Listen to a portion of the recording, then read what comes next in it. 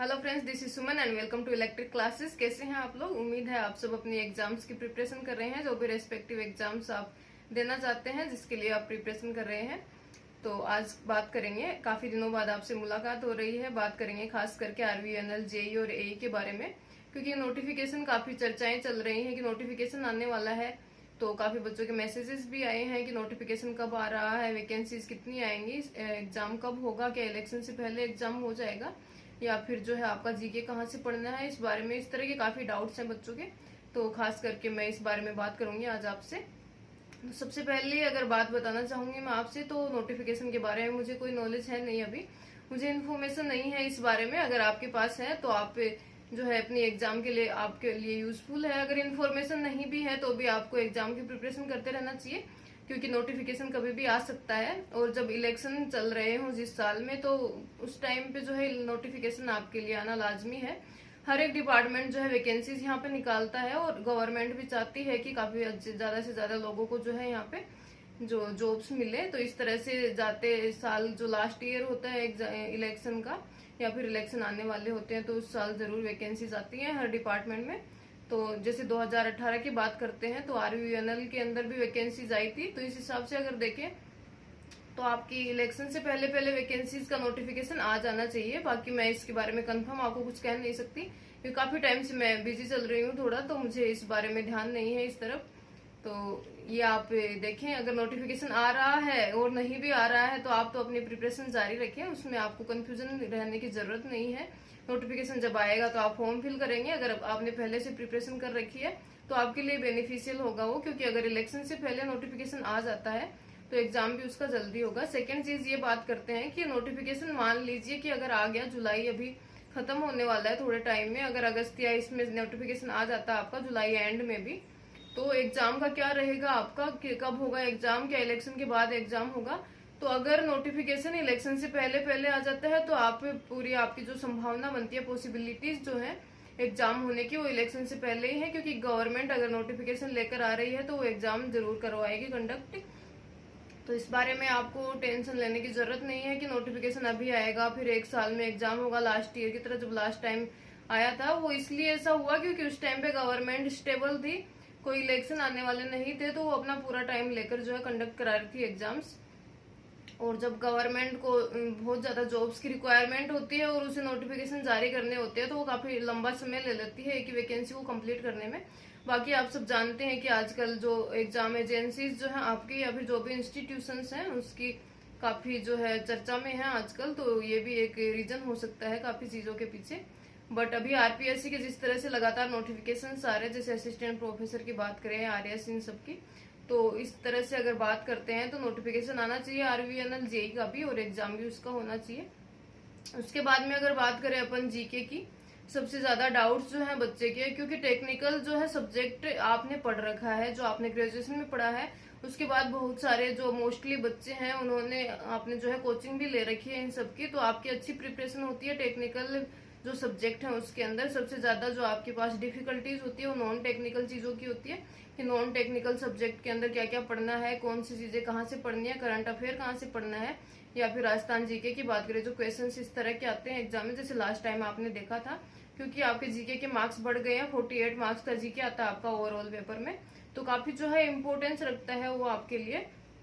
और जो आपका डिसाइडिंग फैक्टर होता है वो भी जीके ही हो जाता है, क्योंकि टेक्निकल ऑलमोस्ट सारे लोग सेम क्वेश्चंस ही सोल्व कर पाते हैं, और जो लास्ट में 10-12 क्वेश्चन बचते हैं तो ऑलमोस्ट कोई भी उनको सोल्व नहीं कर पाता है। तो अब बात करते हैं आपको जीके कहाँ से पढ़ना है। तो राजस्थान जीके की अगर बात करते हैं अपन, जो राजस्थान स्टेट गवर्नमेंट से रिलेटेड है, क्योंकि अभी इलेक्शन है, इस वजह से खास करके स्टेट गवर्नमेंट जो भी अपनी स्कीम्स निकाल रही है, बजट में जो भी अनाउंसमेंट किए हैं, उन सब चीजों के बारे में ज्यादा फोकस करती है हर एक एग्जाम में। तो आपकी जो है गवर्नमेंट की जो आपका डीआईपीआर डिपार्टमेंट है, उससे एक सूजस बुकलेट आपकी रिलीज होती है हर मंथ। बात करें अगर अपन, तो आप जो भी है आपका एग्जाम, मान लो अगर आपका सितंबर में एग्जाम होने वाला है या फिर अगस्त में होने वाला है, तो उससे पहले 6 महीने का जो आपका सूजस है वो आपको पढ़ लेनी चाहिए। जो भी डीआईपीआर की सूजस आपकी रिलीज होती है हर मंथ, वो काफी इंपॉर्टेंट है, क्योंकि सरकार की जो गवर्नमेंट है अपनी, उसकी सारी स्कीम्स जो है वो हर मंथ क्या क्या कर रही है, कहाँ इन्वेस्टमेंट कर रही है, क्या नई योजनाएं निकाल रही हैं, किसानों को क्या फायदा दे रही है ग्रामीण क्षेत्र के लिए या फिर शहरी क्षेत्र की बात करें, या फिर महिला बाल विकास के लिए क्या नया कर रही है, वो सारी चीजें उसके अंदर होती हैं डिटेल्ड। और कौन सी जगह पे कोई नया अगर आपका जो महोत्सव हो रहा होता है, कोई भी आपका फेस्टिवल हो रहा होता है, जैसे आपका राजस्थान लिटरेचर फेस्टिवल हुआ था जोधपुर में, इस तरह से। तो जितने भी आपके इवेंट्स होते हैं, जो भी आपके महोत्सव है, क्योंकि कल्चर से रिलेटेड काफी क्वेश्चंस आते हैं, तो वो सारी चीजें जो है उसमें कवर होके आती हैं। हर मंथ में जो भी एक्टिविटीज होती हैं वो सारी उसके अंदर दी हुई रहती हैं। उसके साथ ही अगर बात करते हैं अपन, इंडियन और इंटरनेशनल करंट अफेयर भी पूछा जाता है, क्योंकि हर बार पिछली बार भी इसी तरह से हुआ था पेपर में। तो उसकी अगर बात करते हैं तो आप मूमल या फिर घटना चक्कर में से पढ़ लें। मूमल आती है आपकी, वो आपकी हर मंथ भी आती है, 2 मंथ से भी आती है, या फिर आपकी 6 मंथ की भी आती है। तो मूमल जो आपकी बुलेटिन होती है उसके अंदर आपकी न्यूज जो है इंटरनेशनल भी होती है, नेशनल भी होती है, और स्टेट गवर्नमेंट की जो भी आपकी है वो सारी न्यूज उसमें कवर हो जाती हैं। तो मूवल और सूजस के बाहर से मुझे नहीं लगता कोई क्वेश्चन आता होगा करंट अफेयर का। तो सारी चीजें वहां से कवर होती हैं, तो वो आप अच्छे से करें। आपकी जो है 2 मंथ की जो मूमल आती है वो आप परचेज कर सकते हैं और उसको पढ़ सकते हैं। इसके अलावा सूजस बुलेटिन जो है आपकी, वो पीडीएफ आपको मिल जाती है। अगर नहीं मिल रही होती है तो आप मुझे बता सकते हैं, मैं ग्रुप पे आपको फॉरवर्ड कर दूंगी। टेलीग्राम चैनल पे जो अपना ग्रुप है इलेक्ट्रिक क्लासेस का, वहां पे मैं आपको सूजस जो है फॉरवर्ड कर दूंगी करंट अफेयर के लिए। और राजस्थान करंट अफेयर के लिए बेस्ट है, उससे बाहर कोई क्वेश्चन राजस्थान गवर्नमेंट का आता नहीं है करंट का। अब अगर बात करते हैं आपका जो ट्रेडिशनल जीके है, जो आपका ओल्ड जीके जो हमेशा हर एक एग्जाम में पूछा जाता है, उसकी अगर बात करें तो उसके अंदर सबसे ज्यादा आता है आपका राजस्थान कल्चर से रिलेटेड आते हैं। जैसे कौन सी नदी कहाँ से बह रही होती है, कौन सा किला कौन सी जगह पे है, इस तरह से जो भी आपके झीलें हैं, नदियां हैं, इन सब के बारे में, या फिर आपके नेशनल पार्क जो है, या फिर सेंचुरीज जो है, उन सब के बारे में जो आती है नई नई चीजें अभी जो भी इंक्लूड हो रही हैं, जैसे वाइल्ड लाइफ सेंचुरीज हैं वो बढ़ जाती हैं, या इस तरह से नेशनल पार्क जो आपका एक बढ़ गया है, या फिर कोई नया नेशनल पार्क टाइगर रिजर्व जो है वो आपका बनने वाला हो। इस तरह से जो भी आपकी चीजें होती हैं वो सारी करंट न्यूज में तो कवर होती ही हैं। उसके साथ ही आपकी जो ओल्ड चीजें होती है वो भी पूछी जाती हैं।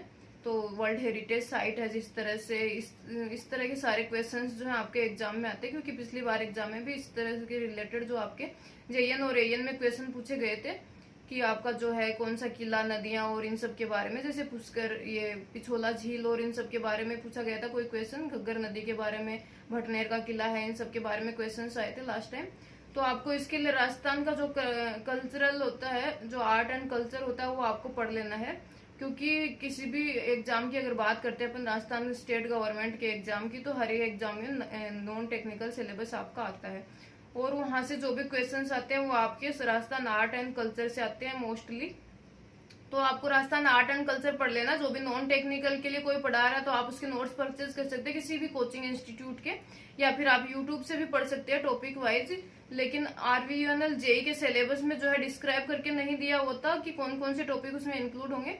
तो इससे अच्छा है कि आप किसी कोचिंग इंस्टीट्यूट का जो है नोट्स जो है वो परचेज कर ले राजस्थान आर्ट एंड कल्चर के लिए, वो आपके लिए सफिशियंट होंगे। उसके अंदर से क्वेश्चन पूछे जाते हैं। इसके अलावा कोई अगर बात करते हैं अपन राजवंशों के बारे में, जैसे मेवाड़, मारवाड़ और इन सब के कोई क्वेश्चंस पूछे जाते हैं, तो उसके लिए आपको राजस्थान हिस्ट्री पढ़नी पड़ेगी। जो आपकी एंशियंट राजस्थान हिस्ट्री है उसके अंदर पुरातात्विक स्थल है, जो आर्कियोलॉजिकल साइट्स हैं आपकी, उन सब के बारे में अगर कोई क्वेश्चन आ सकता है। या फिर पीजेंट मूवमेंट है आपका, प्रजामंडल आंदोलन है, राजस्थान का इंटीग्रेशन है, इन सब के बारे में अगर कोई क्वेश्चन पूछा जाता है तो वो आपका सारा राजस्थान एंशियंट हिस्ट्री से आता है या फिर मॉडर्न हिस्ट्री से आता है, ठीक है। तो वो आप पढ़ सकते हैं उसके लिए। लेकिन अगर सबसे ज्यादा वेटेज जो रहेगा आपका करंट अफेयर और राजस्थान आर्ट एंड कल्चर का रहता है, तो उसके लिए मैंने बताया आपको मूमल पढ़े। इसके साथ साथ आप सूजस पढ़े, उनको पूरी तरह से तैयार करें, तो आपका जो है मोस्टली पोर्शन करंट अफेयर का कवर हो जाएगा उसमें से। इसके साथ ही राजस्थान आर्ट एंड कल्चर की पढ़ाई करें, क्योंकि वो सारे एग्जाम्स में काम आता है। अगर आप आरवीएनएल जेई का दे रहे होते हैं, या फिर आप आरएसएमएसएसबी जेई का दे रहे होते हैं, तो दोनों ही आपके एग्जाम्स के अंदर नॉन टेक्निकल क्वेश्चन पूछे जाते हैं। आरएसएमएसएसबी में ज्यादा क्वेश्चन जो है नॉन टेक्निकल से अच्छे खासे होते हैं। पूरे आपका जो एंशियंट हिस्ट्री है, मिडाइवल हिस्ट्री की बात करें, उन सब में से क्वेश्चन आते हैं। तो इस तरह से आपको जो है आपका राजस्थान जीके जो है वो आपको पढ़ लेना चाहिए, क्योंकि एग्जाम से पहले पहले वो सारी चीजें कवर कर लेते हैं। बच्चे मोस्टली प्रिपरेशन कर रहे होते हैं, तो होप आप भी कर रहे हैं उसकी प्रिपरेशन। तो वहां से आप कवर करें उसको। टेक्निकल की आपको टेंशन लेने की जरूरत नहीं है, क्योंकि अभी अपना नोटिफिकेशन है नहीं, और मैं थोड़ा टाइम मेरे पास है नहीं, टाइम शेड्यूल जो है मेरा थोड़ा टाइट चल रहा है, इस वजह से मैं क्लासेस यहाँ पे कर नहीं पा रही हूँ।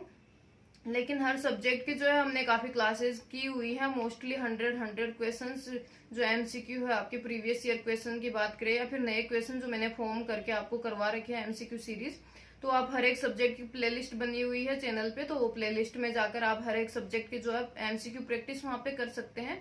काफी सब्जेक्ट जो है वो मैंने पढ़ाए हुए भी हैं डिटेल के अंदर, तो वो भी देख सकते हैं आप। इसके साथ ही जैसे नोटिफिकेशन आएगा हम दोबारा से क्लासेस चालू करेंगे और वहां से आप देख सकते हैं। लास्ट ईयर जो भी हमने एग्जाम हुआ था उसके लिए काफी क्वेश्चंस यहाँ पे क्वेश्चन सीरीज करी थी और टेस्ट भी कंडक्ट करे थे टेलीग्राम के, उसके सॉल्यूशन भी अपने रखे हुए हैं यहाँ पे, जो वीडियो बनाए हुए हैं उसके अंदर है, तो वो भी आप देख सकते हैं। काफी बच्चों ने यहाँ पे सिलेक्शन लिया था और आप उनसे भी सीख सकते हैं। उसके साथ ही आप चैनल को सब्सक्राइब करें और वीडियो जो है आप पुराने देखें। अभी तो जब नया लेटेस्ट जैसे नोटिफिकेशन आएगा तो हम नई सीरीज स्टार्ट करेंगे, तो तब तक के लिए आप इसी से काम चला सकते हैं। इसके अलावा नोटिफिकेशन के बारे में मुझे ज्यादा कोई नॉलेज है नहीं फिलहाल के लिए। और आपको जो है अगर किसी से न्यूज आ रही है तो आपको उसके ऊपर ध्यान देने की जरूरत है नहीं, क्योंकि आपको अपनी पढ़ाई करते रहने चाहिए। एक थोड़ा होता है कि हमें टेंशन है एग्जाम होगा या नहीं होगा, कब आएगा नोटिफिकेशन, अगर नहीं आ रहा है तो क्या होगा, क्योंकि हर एक इंसान को जॉब लेने की टेंशन रहती है। तो उसके लिए आप जो है बिल्कुल RSM SSB का लास्ट ईयर हुआ था तो वो इस बार आ जाना चाहिए। RPSC AN का भी थोड़ा पॉसिबिलिटीज लग रही है कि उसका नोटिफिकेशन आएगा, क्योंकि काफी टाइम हो गया है उसके लिए भी, 5 साल ऑलमोस्ट हो गए हैं। और RVNL JE का भी आ जाना चाहिए, क्योंकि अभी नए नए सर्किल जो है या फिर सब डिवीजन की बात करें तो वो क्रिएट हुए हैं, वहां पे स्टाफ की जरूरत है। तो उसके बेसिस पे जो वैकेंसीज हैं आने की पॉसिबिलिटीज तो हैं, लेकिन मैं आपको गारंटी के साथ कह नहीं सकती हूँ।